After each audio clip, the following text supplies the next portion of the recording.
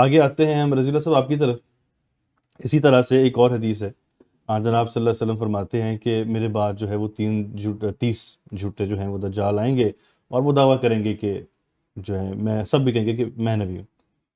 تو اس کے بعد بھی دیکھیں وہ یہ کہہ رہے ہیں کہ جھوٹے ہیں سب، سچا تو ہے ہی کوئی نہیں. سچے کی گنجائش آپ کہاں سے نکال رہے ہیں اس کے اندر سے؟ ہاں جی، نہیں مربی صاحب، اصل میں یہ وہی بات ہے جو ہادی صاحب نے ابھی بیان کی، منصور صاحب نے بھی، کہ یہ ایک حدیث دکھاتے ہیں دوسری چھپاتے ہیں.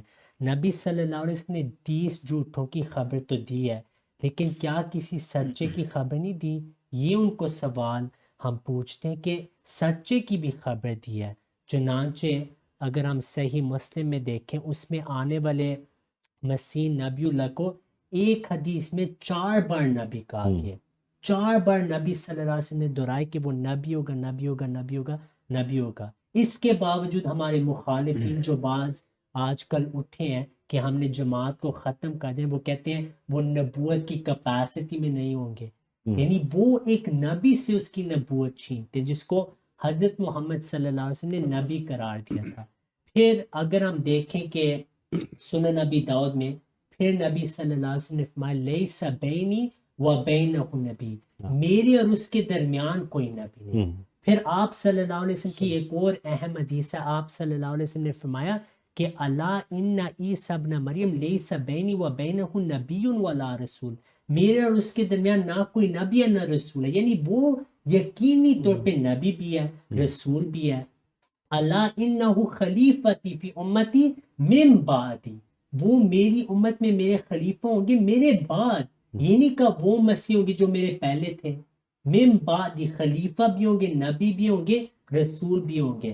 پھر اسی حدیث میں آپ صلی اللہ علیہ وسلم نے فرمایا کہ جب وہ آئے تو اس کو میرا سلام بھی پہنچانا. تو جیسے ہم دیکھتے ہیں کہ حدیث میں واضح ہے کہ ایک سچے نے آنا ہے. اب کیونکہ جھوٹوں کی پیش گوئی ہے، وہ کہتے ہیں ہم نے سچے کا بھی انکار کر دینا. یہی ہم دیکھتے ہیں کہ جو عیسائی قوم ہے آج تک وہ متا کی آیت پیش کرتے ہیں. وہ کہتے ہیں ہم نے حضرت محمد صلی اللہ علیہ وسلم کو نہیں ماننا کیونکہ حضرت عیسیٰ علیہ السلام نے پیش گوئی کی تھی بہت جھوٹے میرے نام پہ آئیں گے.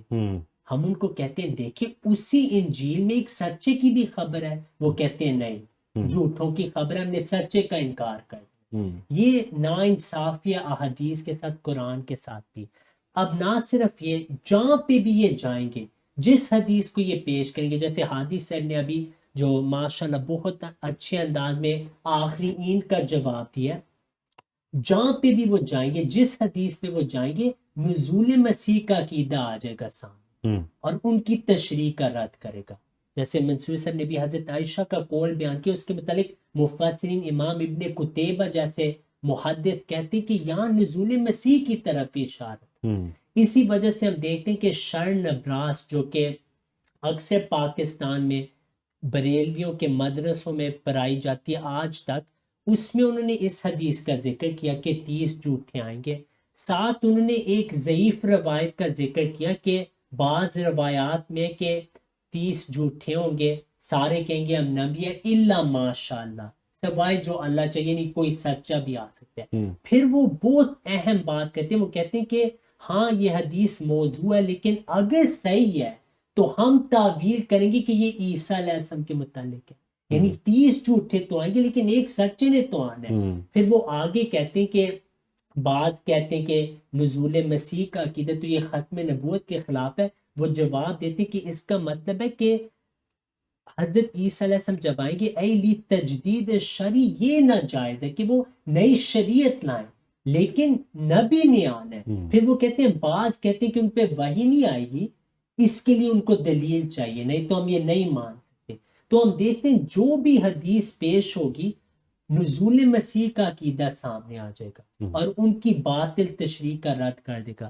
اب دوسری بات یہ کہ اگر ہم محدثین کے اقوال دیکھیں، انہوں نے اس حدیث کا اکثر بار ذکر کیا ہے، اور جو جیسے مشہور عالم قاضی عیاض رحم اللہ، ان کے جو الفاظ ہیں اکثر کتابوں نے نقل کیے ہیں. میں ان کا جو اصل حوالہ ہے وہ آج پیش کرنا چاہتا ہوں، کیونکہ اکثر جو ہم دیکھتے کہ جو سنی لوگ ہیں غیر احمدی، اب ان میں بھی بہت فرقہ واریت ہے، ایک دوسرے کو وہ کافر کہتے ہیں، بلکہ ایک دوسرے کو وہ ختم نبوت کا بھی منکر کہتے ہیں. جیسے زبیر علی زاہد کہتے ہیں جو دیوبندی ہیں، وہ کہتے ہیں انہوں نے ختم نبوت پر ڈاکہ مار دیا. نہ صرف یہ، وہ کہتے ہیں وہ اللہ کے گستاخ ہیں، نبی صلی اللہ علیہ وسلم کے گستاخ ہیں، وحدت الوجود کے قائل ہیں، اور بھی بہت الزامات ایک دوسرے پہ وہ لگاتے ہیں.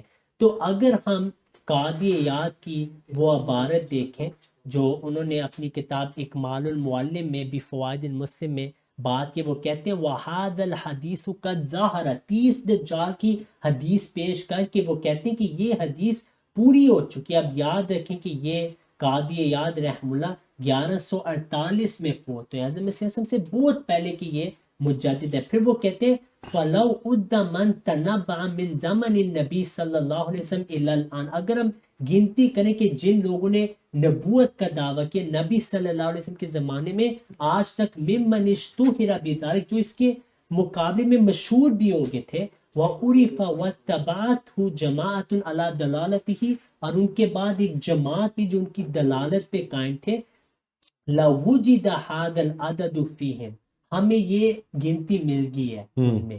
پھر وہ کہتے ہیں ومن طالع کتب الخبر والتاریخ عرف صحت هذا، کہ جو کتبی تاریخ کی کتب کا بھی مطالعہ کرے ان کو بھی اس بات کا پتہ لگ جائے گا. اگر ہم دوسری کتابوں میں بھی دیکھیں، اکمال الاکمال، شرح صحیح مسلم، اور بھی بہت ساری کتابیں، انہوں نے قاضی عیاض کی ہی بات نقل کی. کتاب التذکرہ میں امام القرطبی رحم اللہ جو کہ جید مفسر تھے، تفسیر القرطبی کے مؤلف، انہوں نے بھی قاضی عیاض کی یہ عبارت نقل کیا، اس کا اردو ترجمہ بھی ہے. امام کستلانی نے بھی اسی عبارت کا ذکر کیا.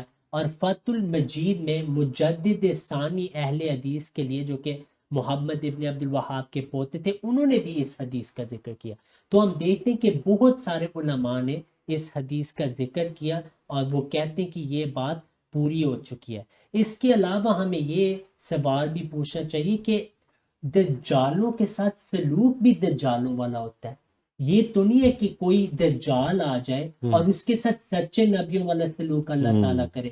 یہ بہت اہم بات ہے جو حضرت مسیح صاحب اپنی کتاب حقیقت الوحی اور بعض دوسری کتابوں میں اس کا ذکر فرماتے ہیں کہ جھوٹوں کے اگر ہم دعوے دیکھیں، وہ اللہ نے ان کی دعائیں نہیں قبول کی، ان کی مدد نہیں فرمائی. میری تو اللہ دن رات پیش کو یہ قبول کر رہا ہے، میں دعویٰ کرتا ہوں اللہ میری تائید میں زمین سے بھی نشانات دکھا رہا، آسمان سے بھی. تو یہ تو نہیں دجالوں کے ساتھ سلوک ہوا.